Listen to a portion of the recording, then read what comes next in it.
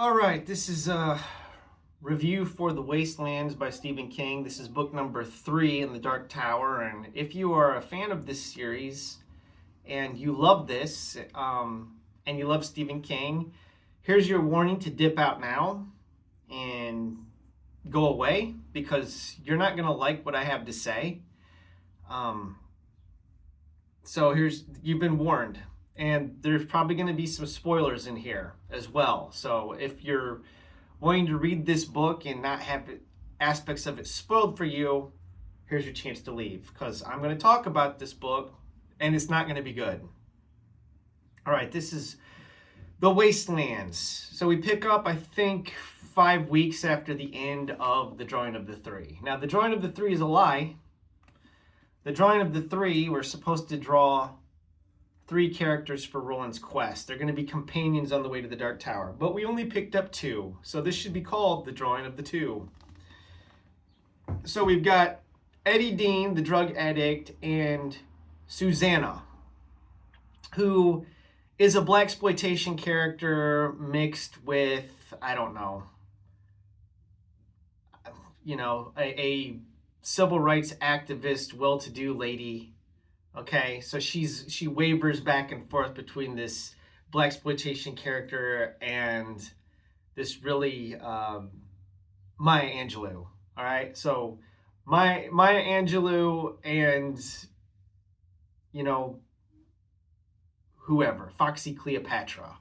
All right, they live inside the same person, and by the end of the book, they both kind of like become one character, Susanna. So we've got Eddie Dean and Susanna. Oh, and by the way, they're married.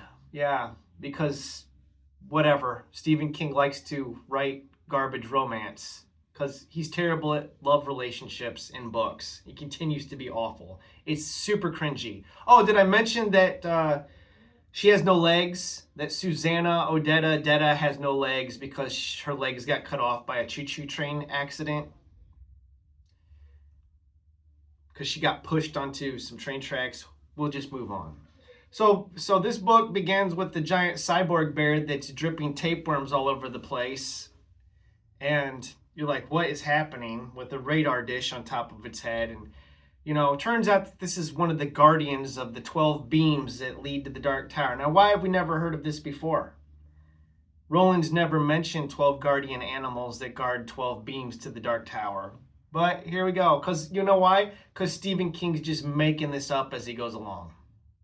He has no idea where the story's going. He has no idea what it's doing. And I found out the tone of this series is demonic Alice in Wonderland. So if you like Alice in Wonderland, where nothing makes sense, where you can use eat me and drink me to make yourself bigger or smaller so you can pass through doors, then this is basically Alice in Wonderland, except instead of eating and drinking things to get big or small, you have to have sex with demons to pass through doors to other worlds. Because yes, there is at the center of this book, The Wastelands, Susanna gets raped by an incubus so that Jake, who's dead, who's now not dead because of a time paradox, can travel through from 1977 New York City into Rowling's world, mid-world, outer world, I don't know what it's called, whatever, mid-world, I don't know.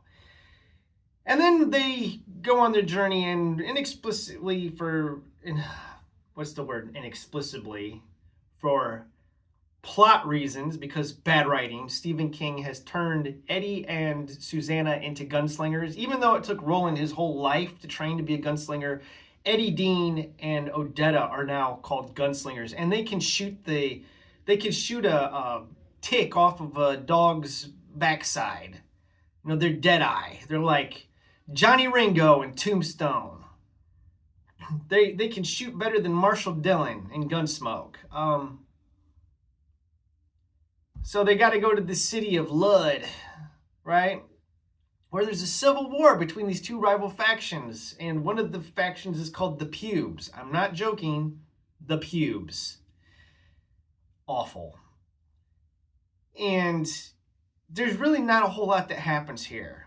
story could be, you could summarize the whole plot of this book in a paragraph. It all involves them getting to a demonic choo-choo train with the split personality disorder, because the train is sentient. So that they can get on this train and then play a riddle game with it as it's on its way to Topeka, Kansas. And the book just ends on a cliffhanger. And it's just, the journey is just, it's... This feels like it was written by a 14-year-old boy. And my opinion of Stephen King is getting lower and lower. Now, he wrote this when he was no longer on the cocaine, okay? But somehow, his writing has actually gotten worse. Because whereas I gave this book 2 stars, like, this is a 1-star crap fest. This is terrible. These books are getting longer. The next book, I think, is like the length of these 2 books together. Wizard and Glass. So I'm looking ahead at that and going, wow, this is the most overhyped series ever. People that love The Stand, they love this series. I hate The Stand. The Stand is garbage, and this is like The Stand on steroids.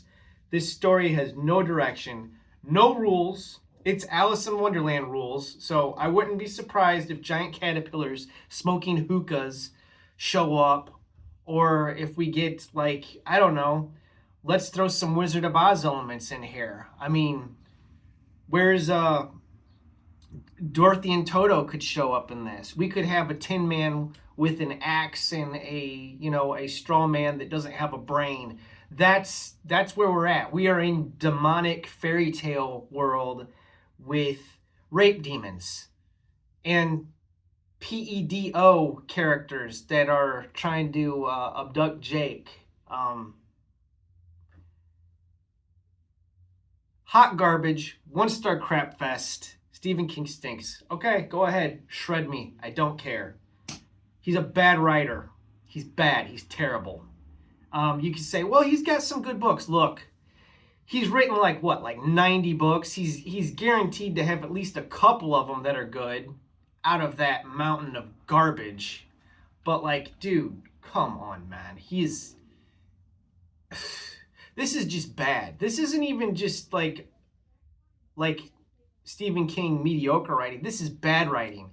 This feels like it was written, like I said, by a 14-year-old boy. First draft, turned it in, no editing, doesn't make any sense. I hated this book. Have a wonderful day.